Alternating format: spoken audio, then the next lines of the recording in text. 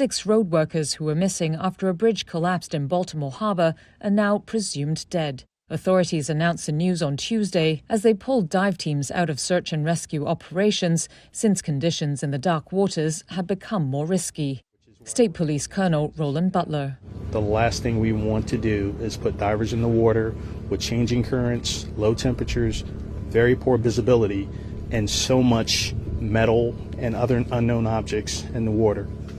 All it takes is one object to strike an individual, and all of a sudden we have a first responder trying to recover another first responder. 8 workers were filling potholes on the Francis Scott Key Bridge around 1:30 a.m. local time when a massive cargo ship crippled by a power loss rammed into the structure.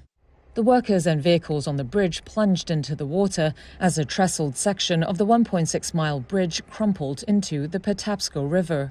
2 were pulled to safety, with one of them hospitalized.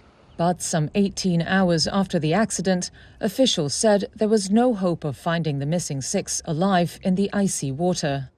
Butler said authorities hope to return divers to the water after sunrise on Wednesday to recover the workers' remains.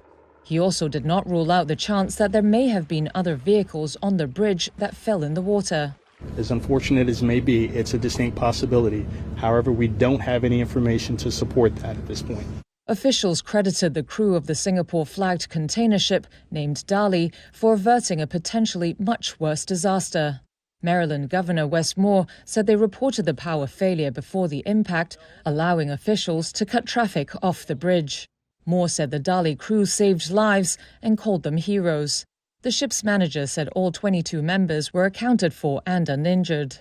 Authorities say the bridge was up to code and suspect no foul play. But the accident has forced the closure of one of the busiest ports on the U.S. eastern seaboard.